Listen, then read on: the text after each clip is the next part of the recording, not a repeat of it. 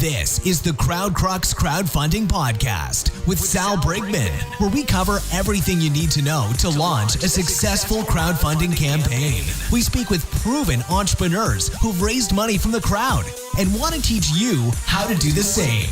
Stay tuned because we're about to reveal how to launch your dream project. With your host, Sal Brigman. What up, what up? Salvador Brigman here with the Crowdfunding Demystified podcast. I got a great interview-style episode for you today. I spoke with the legendary Devin Thorpe.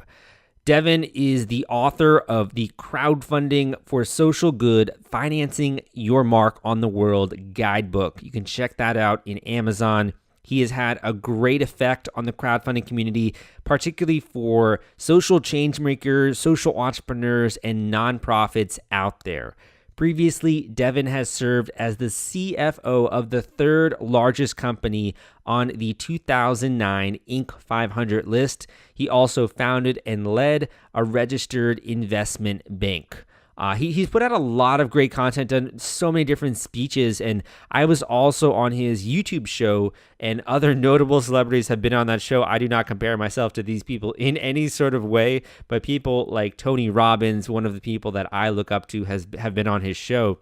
And I think that Devin just has a really great finger on the pulse of not only online giving, not only social good and sort of social entrepreneurship, but he also really understands crowdfunding. We've been writing about crowdfunding around the same amount of time. He's given a lot of great speeches, so he really knows his stuff when it comes to this area. So we're going to be talking particularly for more of the nonprofits in the audience, how you can use crowdfunding to raise money for a cause, for a nonprofit, for a social venture. All of these different things are going to be in this interview. Also, if you aren't aware, I now have the audio version of Nonprofit Crowdfunding Explained available on Audible. So if you are interested in raising money for a nonprofit, you can go and check that out now at crowdcrux.com/nonprofit audio. I hope you enjoy this upcoming episode. It's coming up right after this. Devin, welcome to the podcast. How are you doing?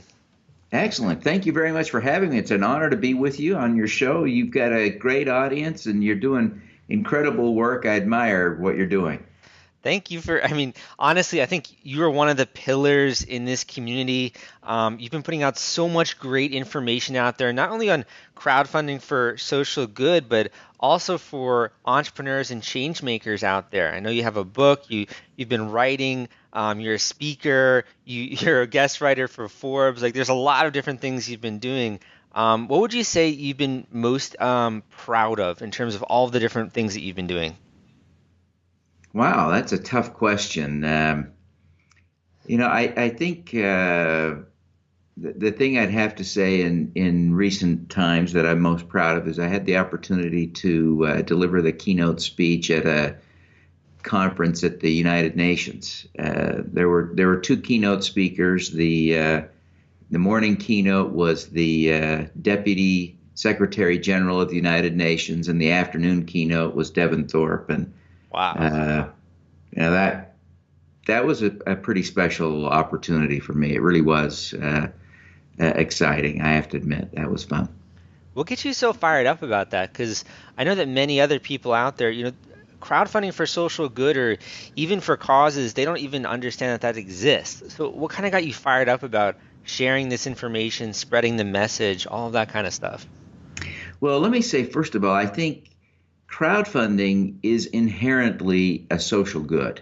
It's not without its issues and problems. I have nits to pick with crowdfunding as a practice, but bottom line, I think it's good for America. I think it's good for the world. I think it's good for people because it gives people access to capital, and whether that's for a cause or for an entrepreneur or whatever.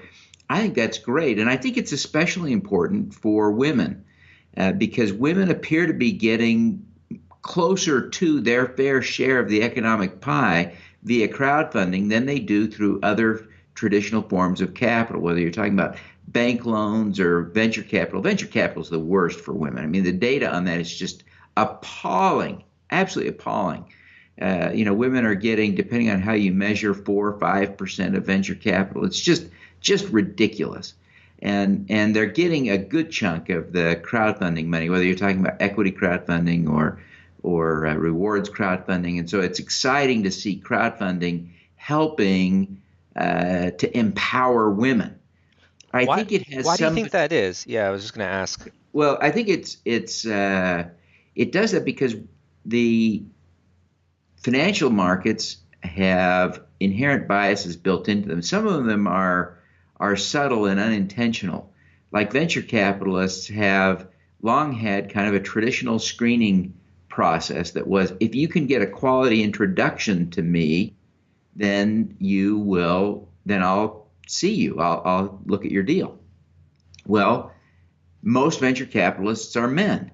And so it's easier to get an introduction to a venture capitalist if you happen to be a man and you golf with them or you fly private airplanes with them and you see them at the airport. And I mean, all the different things that guys do in a guy place, whether, from drinking to golfing, whatever it is, it's just easier for guys to get that introduction. And venture capitalists were ignoring that dynamic.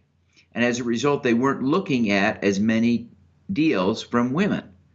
And so their pattern recognition systems that they like to talk about began to filter out women, I think, without them giving it a lot of thought, because they didn't see as many good women's deals because they weren't looking at enough deals from women.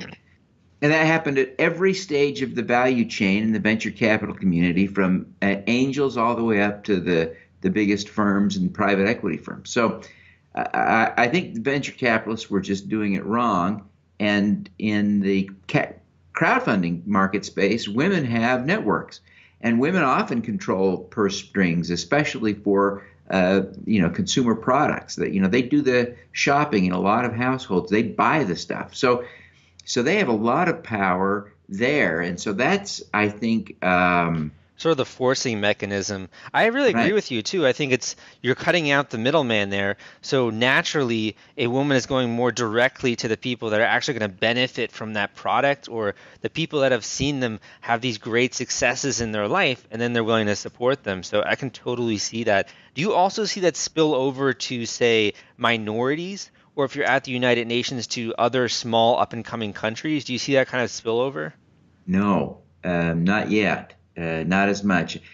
Internationally, it's coming along. So, are there crowdfunding platforms in Africa? Absolutely. Are they really thriving yet? Not really. Minority communities, are they enjoying the same benefit, the same dramatic increase in access to capital that women are? No, they're not. In the data I've seen, and that's disappointing. But I think there is a sad, tragic fact, and as a white, middle-aged man, all just drenched in privilege, it's difficult for me to talk about these things. But and I don't want to be viewed as insensitive but the fact is, when you look at the data on household wealth, African Americans in particular have a household wealth that is less than 10% of the average household wealth in the country. And so when you look at that data, you go, holy cow, when an African American person, and then let me just intersect this other thought, there is a tremendous amount of segregation still existing in our American culture, which is horrible and terrible. I don't think it's a good thing. I think it's a bad thing. In general. And so when an African American wants to do crowdfunding, his or her network is principally other African Americans who have 10% of the wealth of other Americans. It's going to be more difficult naturally by their network. I can totally see that. I do hope, I think like you do, that eventually the fact that you now have the internet, you have social media, you have so many different ways to share video, that these people will also be able to engage other communities and sort of rise up in that way, and also maybe support their own community. So, I mean, there is the hope for that. I sort Yeah. of want to give the listeners a tangible idea of some of the projects that you've helped, even through your books or people that you've interacted with that have listened to your speeches. Could you share maybe one story or two of people that you've helped and what sort of projects they're working on? Well, one of my favorite stories is the Methodist Church here in Salt Lake City. You know, Salt Lake City is famously the home of the Church of Jesus Christ of Latter-day Saints, the Mormon Church. And the Mormon Church very famously has a big organ in the tabernacle.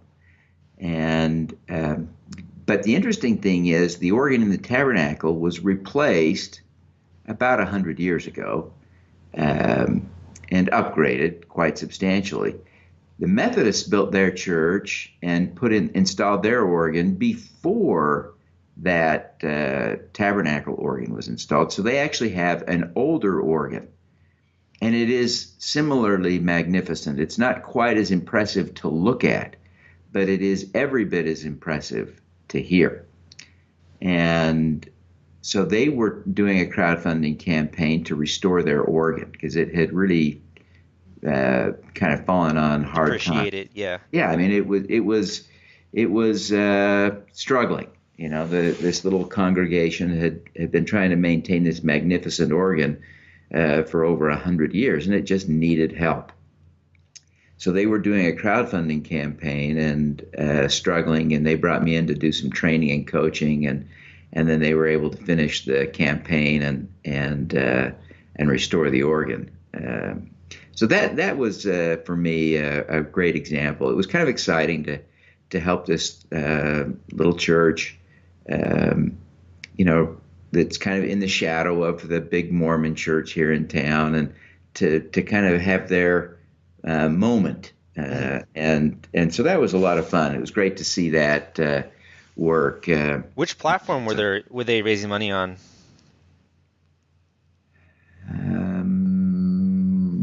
I don't remember. I should. It's been a couple of years now. Yeah, I mean, there also been a lot of platforms that have come to light recently. Geez, there's like so many different ones you can raise money for nonprofits and charities nowadays. Yeah. What would you say then was when you came into that project, you know, they sort of had an idea of this crowdfunding thing and kind of what they can do. How did you enable them to really make the most of the campaign? Like, what did you share with them or tell them? Well, you know, the key is to get the members of the congregation, or at least as many as possible, to really share the story with their networks. And so they brought me in to share the training with 15 or 20 members of the congregation and the pastor and the kind of the whole bit and the organist. And so we also talked about trying to identify a central voice or face for the campaign. And after we talked about it a lot, we decided with them that the best voice or face for the campaign would be the organist, since he was the one that played the organ, and they were raising money for the organ. And so we talked about how to bring him forward and make him an important part of the video and the other kinds of aspects of the promotion. We talked about how every member of the effort to do the crowdfunding needed to organize their own personal lists and reach out in a personal way to raise money from their network. We talked about the importance of, and I think a lot of people misunderstand the nature of crowdfunding and think of the crowd as being someone else. And really, the crowd in every case is your own network. So we talked about how to access your own network. I think for many of the podcast listeners, a lot of the readers that I have, when they hear that, it sounds almost a little bit disappointing because it's like, wow, like I thought I was going to be able to launch this thing and get all these strangers to back my campaign. But at the same time, you can produce real tangible results with this. And I also imagine rope in second degree connections, people who Yeah. maybe don't know you necessarily, but then hear the story through a friend. Is that something you think you experienced with that campaign? Yes, we did. There's no question that they were able to reach out and kind of into their second and maybe even third tier networks and really kind of expand through that in order to raise the money. And they also got a nice grant from the Mormon Church, which was nice to see. And I think that helped some of the Mormon friends of the Methodist Church to feel like they could donate to that cause. So it was great. But yeah, I think you're right. Your core network provides you with the impetus and the momentum. If you have a cause that resonates with people, then it will go beyond that and perhaps well beyond that. But if it's, there are causes that just simply don't resonate. And it doesn't mean that there's necessarily something wrong with them, but they may not resonate. People may not relate to them or whatever. And so you have to deal with the reality that in those cases, oftentimes your crowdfunding is more limited to those you know. Yeah. Well, why is it that you chose to put that person at the front of the campaign? And that might be a really dumb question, but a lot of my readers, they really struggle with putting themselves out there, and they sort of, there's a belief that like, who would care, why would I put myself out there? Why did you make that decision to put an individual at the front? Well, there are really three aspects to this question I want to cover. First off is you can't have the organ be the centerpiece of the campaign because it's an inanimate object, and people won't relate to the organ, even though they may feel an attachment to that at some level. They can't relate to that on the video. You've got to have a spokesperson. Now, you could, if you're doing an animal rights campaign or an animal welfare thing, you could use a puppy or another friendly critter. But generally, you want to use something with eyes, quite literally. So that's the first thing. Second thing, you want the person to be relatable. So we chose the organist because we were raising money for the organ, and that seemed to work well and resonate. It was also a function of he cared the most, right? No one in that church cared more about restoring the organ than the organist. So he was the one that was really passionate about doing it. And then the third aspect, the thing you're getting at primarily, Salvador, is this idea that some people are reluctant to be in their own campaigns, videos, and to be a spokesperson for their own campaigns. And I think it's vitally important from the standpoint of establishing trust that you put yourself in the video. You don't have to be the spokesperson. You can be secondary, but you have to be in the video as well. You have to use your own social media contacts and references so that people connect the real you to your campaign, so they don't feel like there's any risk of being scammed by a fake Salvador Brigman, right? They want to be connected to the real Salvador. They want to know what Salvador really cares about, what he's really up to, and how to be awesome. So it builds sort of trust in that way, kind of like creates that feeling like, okay, this is a legit program, this is a legit campaign, this is something where if I'm giving money, this is the person that it's going to, versus like a faceless organization. I had to interrupt this podcast episode because I want to introduce you to my friends at The Gadget Flow. Their product discovery platform reaches 22 million people per month. They've helped more than 5,000 crowdfunding campaigns thus far, and they have a social media following of more than 700,000 followers. If you want to gain access to their marketplace and list your own product, you can go to thegadgetflow.com/submit and list your project today. Yes. Okay. Yes, exactly. I'm sure you've helped lots of different campaigns. Your book, I'm sure lots of people have read it. I think it's a great pillar of work in the community. Have there been any projects that you've seen or even that you've worked on that have sort of surprised you that this nonprofit is raising money or for this cause or even the results that they've seen? Has anything surprised you in this industry? Well, I'm often surprised by GoFundMe campaigns, um, and this is where I have a little bit of a nit to pick with crowdfunding. Um, GoFundMe campaigns of the sort where my child got cancer and we need help to pay the medical bills. There are two issues that concern me there. One is that occasionally we see people raise, pardon me for saying so, too much money. And it's not that they don't need the money or couldn't use it. It's not that it's not fair. If your kid gets cancer and you raise $1 million, well, maybe that seems fair in some ways. But the fact is, if you have health insurance and a job and other things, there are probably other people in the world who need money more than you do after you've raised some amount. Well, maybe it's 100,000, maybe it's 500,000.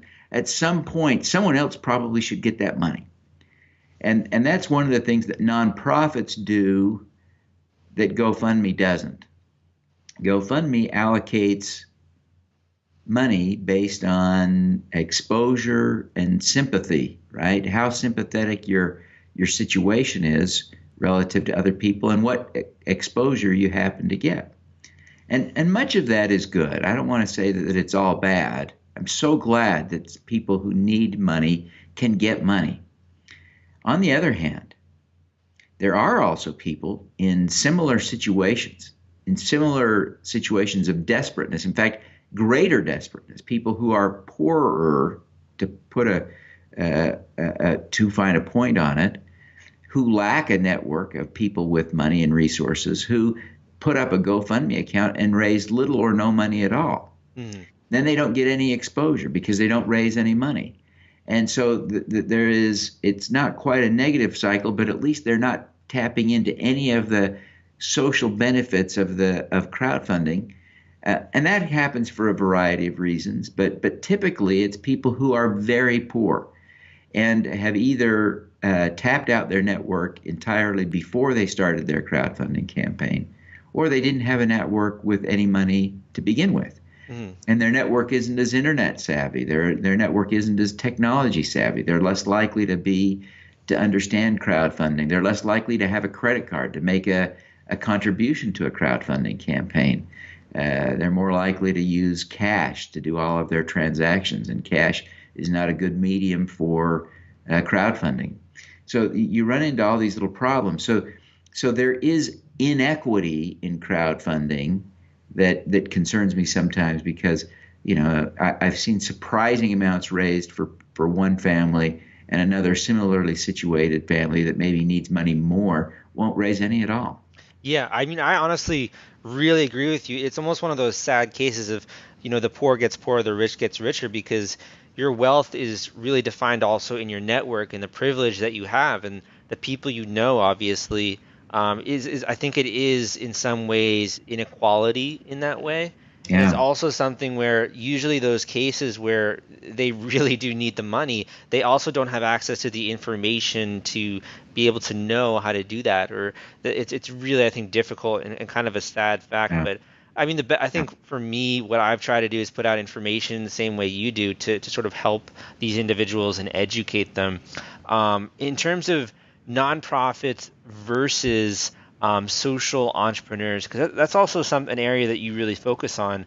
What would you say the differences are between a nonprofit kind of campaign and a social entrepreneurial campaign? Well, it's really a blurry line, but if we were to make some arbitrary distinctions, I would say that one key distinction is typically a social entrepreneur in the sense that we think about them has something to sell. And that something to sell is something that may be a good product for crowdfunding. Some social entrepreneurs, I think of there's a company called Cotopaxi based here in Salt Lake City.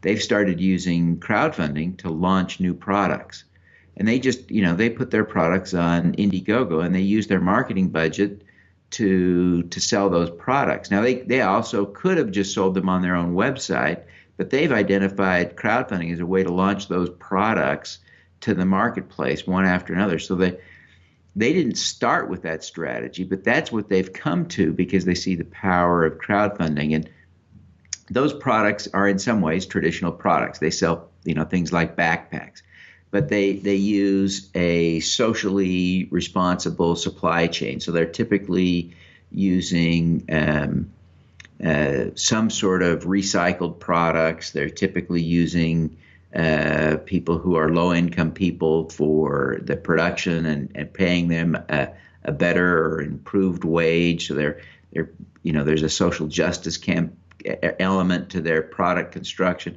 and then they take a portion of their profits and donate that to charity as well. So they're doing some great social stuff, but selling traditional products. And so they can do a crowdfunding campaign in much the same way that any entrepreneur can do a crowdfunding campaign on Indiegogo or Kickstarter, and they get the same benefits. Mm-hmm. The benefits being exposure, also the fact that other people obviously are more committed when they're supporting this campaign. So there are a lot of benefits like that. Yeah. And then a nonprofit is typically, it's an oversimplification to make this comparison, but I think it's illustrative anyway for the sake of discussion. A nonprofit typically is looking just for donations to fund their activities in support of or in service to some cause. And so it's a very different aspect. And quite frankly, the raising donations is generally, especially for nonprofits, it's generally harder than selling backpacks because people give up 100% of that money. They care about what goes, what happens. They're happy to help, but not as happy, quite frankly, as they are to get a new backpack. Mm-hmm.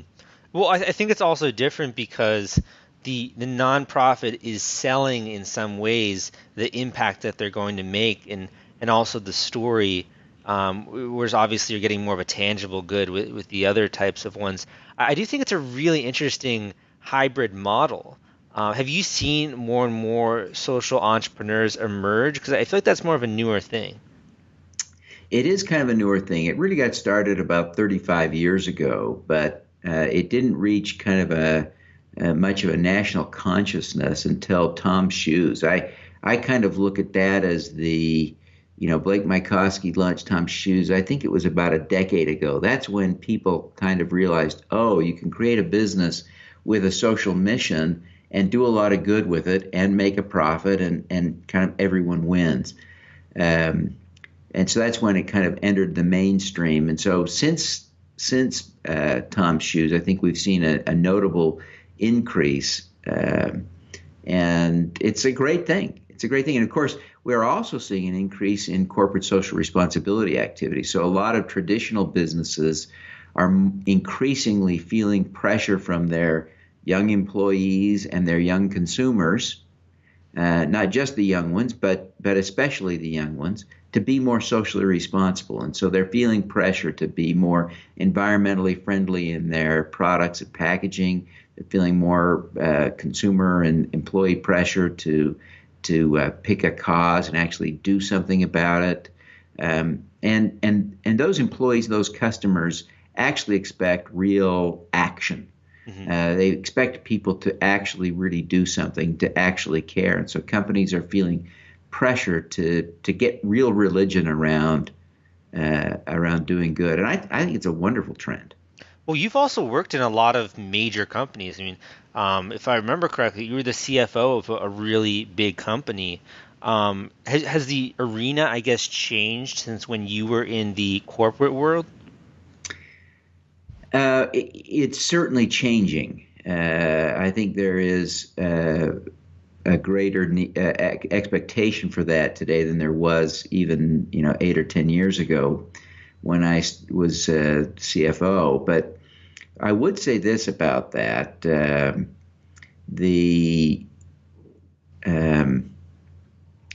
I was the CFO, our company had a very robust CSR program, and so I got to firsthand, close inspection look and was involved in that in many ways. We had a program that we were running in Brazil, and so I got down there in the favelas of Rio, and so I actually went to the favelas of Rio and walked through and saw the work that we were doing, and so it really did give me a great perspective on how corporate social responsibility work can be effective, not only in doing good in the world, but also in helping the business. It was a key part of the strategy for our business. Why is it that you would leave that world? I mean, you founded a NASA registered investment bank. You have been, obviously a really great track record in the for-profit world. I think a lot of people would sort of celebrate that success and sort of stand on that pillar there. But why is it that you decided to move into this field? Well, I had always, at some level, planned to do this, and it's kind of an old school model, and I don't really celebrate that because I think the younger people like you are trying to find ways to incorporate purpose more thoughtfully into their lives and careers from beginning to end. And I had taken this approach: if I'm going to do make money career for 20 or 25 years, and then for 20 or 25 years more, I will do another career that's more focused on public service. And I hadn't really defined what that would be. I thought sometimes it would be a school teacher. I thought sometimes I'd get into politics. But ultimately, when I got fired from that great job, I thought, it's time. I'm going to take advantage. They were generous with severance, and so that gave me a little bit of runway and some flexibility. And my wife was retiring from her job at the same time, so we took off to China. I wrote a book while I lived in China, and came back and launched this new career. And it has been a really wonderful experience. And I'm really, really glad I've tackled it. But yeah, it doesn't pay like the old job did, the old career. At least not yet. I think it pays in a different way also. It pays also in the emotions that you feel just from having helped people. It pays from the amazing stories, the people whose lives you're changing. I think it's sort of a different form of benefit in that way. And obviously it's it's great to get both, but I do think that's, for me, what's been so rewarding about this space. Looking ahead, do you have anything on the horizon that you'd like to share with the podcast listeners, things you're doing, or sort of where you're going with your career now? Yeah, well, one thing that's especially relevant to our discussion today is I recently created a full-day course that I'm traveling around the country doing, training nonprofits on how to do crowdfunding. And I'm also now in the process of converting that in-person course, which I will continue to do on an in-person basis, but it's also going to be available online here within the next 60 to 90 days as an online course, so that organizations can affordably learn how to do crowdfunding and really be successful with it. And if I'm a nonprofit, I'm thinking, wow, I don't even know where to begin with social media or all of these things that we've been talking about, building a list of donors and putting up a pitch video. Is that something that you're going to address in this course, or is this more for advanced nonprofits? Who is it for? It's really for everybody. I think it's kind of soup to nuts. So nonprofits that have a good social media presence may feel like there's a little bit of review, but not a lot. My view of crowdfunding, especially for nonprofits, is that it's so much more personal than social media. Not to say that you don't use social media, because you certainly do, but the bulk of the money is going to come from your willingness to go through your Rolodex and make calls and send personal emails. And so a lot of the course talks about how to execute that strategy and to replicate that through a lot of your volunteers, your board, your staff, so that everyone is engaging and you're raising money through the personal networks of everyone involved. For those that are interested in that course or learning more about crowdfunding, what would you say a realistic expectation here is in terms of the amount of money that you can actually raise with one of these campaigns? Like, is it $1,000? Is it something you can raise $10,000 or even $100,000? What do you usually say when you get that type of question? The first 90 minutes of my day-long course is spent figuring that out on a customized basis. And it's a function of trying to understand, and it's very subjective. I'm going to just say it right out of the bat, but trying to determine how appealing your campaign is part of it. And then the second part is trying to figure out how many people you can engage actively in campaigning for you, for the cause. And so as you work through that calibration, you can see whether you can raise $5,000 on the one end or $50,000 or $100,000 on the other end. But for most organizations, it's going to fall in that range. If you're a large nonprofit and you have $100,000 to commit to a campaign and you have a celebrity spokesperson that will really actively engage, then it's a whole other level, right? Then it can be $1 million. But for most nonprofits, it's a matter of trying to figure out where on the spectrum between $5,000 and $100,000 you're likely to fall. Okay, that sort of sounds like a calculator, almost like you're inputting all of these different variables and then you're figuring out a realistic expectation. And then from there, you can sort of go into the actual strategy to engage these people. Exactly. Very cool, very cool. Where can people go to check that out, and also some more information about you and what you do? As they can go to that would be at crowdfundingforsocialgood.com, and they can learn about the course. And you can follow me on social media, easiest at Twitter, which is at Devin D. Thorpe, but I'm also on Facebook, Devin Thorpe there. So it's facebook.com/Devin Thorpe, or you can follow my organization at facebook.com/YourMarkOnTheWorld. Mm-hmm. Thank you. The last question I have for you here is, when you first got involved with crowdfunding and online marketing and also fundraising, I'm sure you had a certain idea of sort of how the crowdfunding world operated. And as you go and as you learn, imagine you have sort of rewritten some of those rules, etc. If you were to talk to a younger version of yourself who's just sort of getting now interested in crowdfunding, what would you say to them? It could be a tip, it could be something you've learned that you wanted to pass on, or it could even be just a word of encouragement for those that are looking to get funding. Yeah, I would say the key is live authentically. And so you want to share with the world the real you, your real passions. You want to be open and public.